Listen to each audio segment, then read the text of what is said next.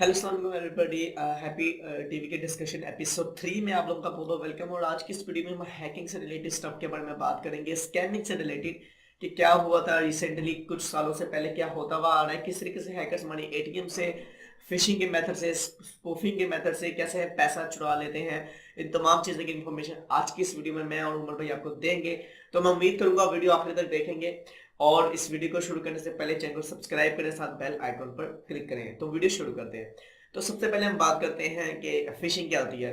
तो मे भी आप लोगों को पहले इसके बारे में पता हो, अगर नहीं पता तो मैं बताता चलूँ कि फिशिंग एक ऐसा मेथड है जिसमें आपको एक चीज का फेक स्क्रिप्ट बना के दिया जाता है। मान लीजिए आपका facebook.com है, ठीक है, आप facebook.com में ज्यादा नॉर्मली लॉग इन करते हैं।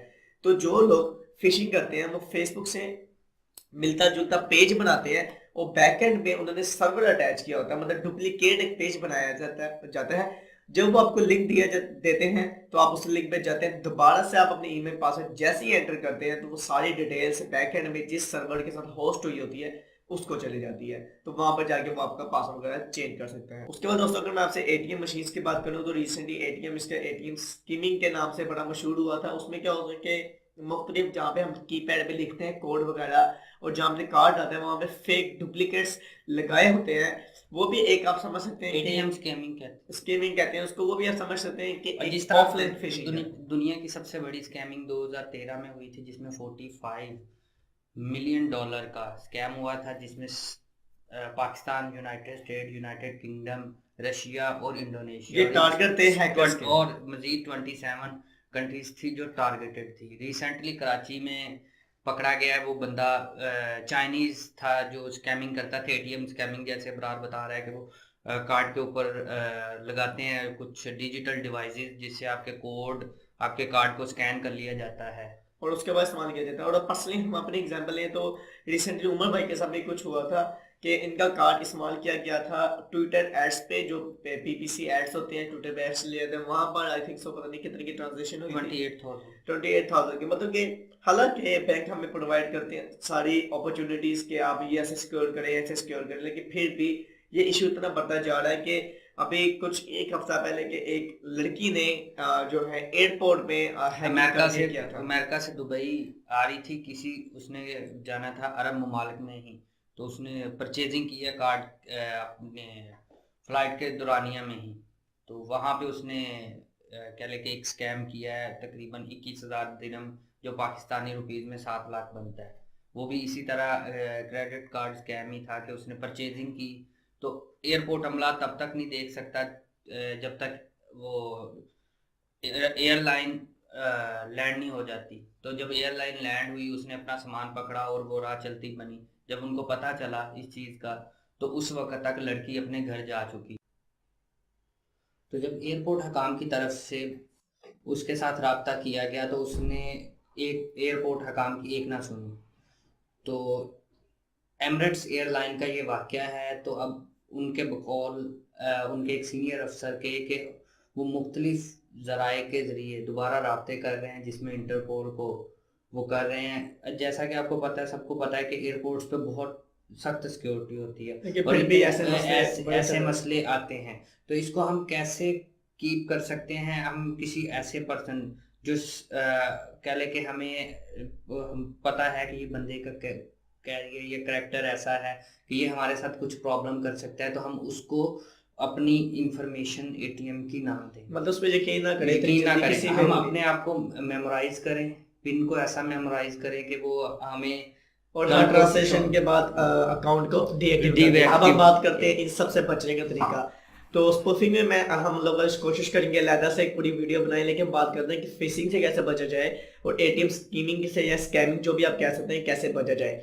तो मैं इस चीज को क्लियर करता चलूं कि अगर आपका एटीएम स्कैमिंग से बनने है तो आप जब एटीएम में जाएं तो सबसे पहले आप उनके जो ग्रीन कलर का जिसमें हम कार्ड पुट करते हैं उसको जरा दबाएं, उसको मतलब खींचे अपनी तरह, ताकि आपको पता चल सके कि वो डुप्लीकेट ना लगाया गया हो।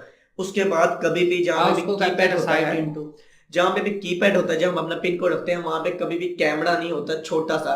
तो आप अपने फोन को खोलकर अपने फोन का जो बीच वाला सेंसर होता है उसको वहां पे स्कैन करें, जिससे आपको पता चलेगा कि अगर उधर कोई स्कैमिंग या मीन जैसे आप कह लें कैमरा जैसे कोई डिवाइस है वो है कि नहीं। अगर वो नहीं होगी तो आप गुड टू गो है, आप उस पर जाके अपना जो भी काम करने हम करें। अगर वो है तो आप उस एटीएम को स्किप कर दें या उसकी शिकायत जो आपके साथ उन्होंने बॉक्सेस दिए थे वहां पे लिख के, तो जब आप कंप्लेन करते हैं सबमिट करते हैं तो उम्मीद है कि वो लोग अब जल्द से जल्द इस चीज़ के खिलाफ एक्शन लेंगे। वरना आप ये भी कर सकते हैं कि उसी टाइम वीडियो बना के जिस एटीएम में स्कैमिंग लगी हुई है, और इस तरीके से जैसे आप लोगों को पता है कि आप जल्दी उस चीज़ को रिकवर कर सकते हैं। और हर वीक अपना अकाउंट रिव्यू करें और अपने प्रोटेक्ट करें अपने पैसों को, अपने क्रेडिट कार्ड को।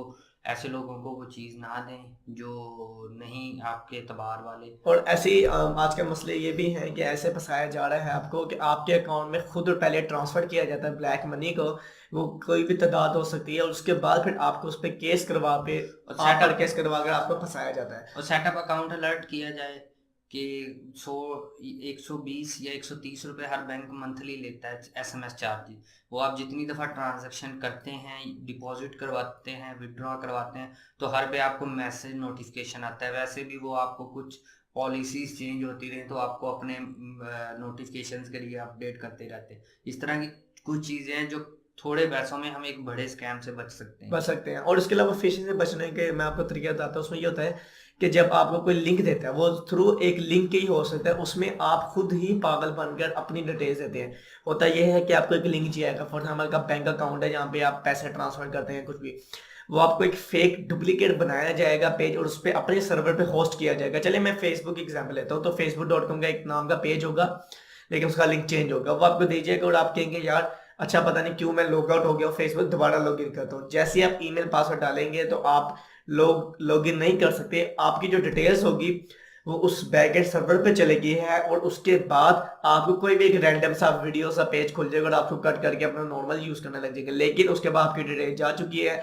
इसी तरीके से पेपल स्कैम किया जाता है, इसी तरीके से बैंक स्कैम किया जाता है, क्योंकि web page duplicate page Facebook जैसे मैं साइट बना सकता हूँ लेकिन लिंक चेंज होगा। तो उससे बचने का तरीका यही है कि जब कभी भी फेसबुक खुद आपको नहीं कहेगा कि आप नए पेज पे लॉग इन करें, ठीक है, आपको डुप्लीकेट पेज का लिंक दिया जाएगा, जब आप उसमें लॉग इन करेंगे तो आप हैक हो जाएंगे उसी वक्त। तो एडिशनली काफ़ी चीज़ें हैं बचने के लिए। अपने फाइनेंशियल जो अकाउंट्स हैं उनको पब्लिकली वाईफाई पे, जैसे कॉफ़ी शॉप है या लाइब्रेरी है, इन पे लॉगिन ना करें। इसी तरह कह लें कि बैंकिंग पासवर्ड वो बहुत सेंसिटिव है। एपीके फाइल्स डाउनलोड करते हैं वो अननोन एप्लीकेशंस होती हैं जिनको आप मुतलका फोन की सेटिंग में जाते हैं, मुफ्त के चक्कर पे आप अपने आप को जो है स्कैम करवा लेते हैं उसमें एपीके फाइल में। अब वो अगर ओरिजिनल और ऑथेंटिक फाइल हो ऐप होती तो प्ले स्टोर और iOS स्टोर उसको अप्रूव्ड होता, उसको अप्रूव किया तब वो उन वहां से मिलती।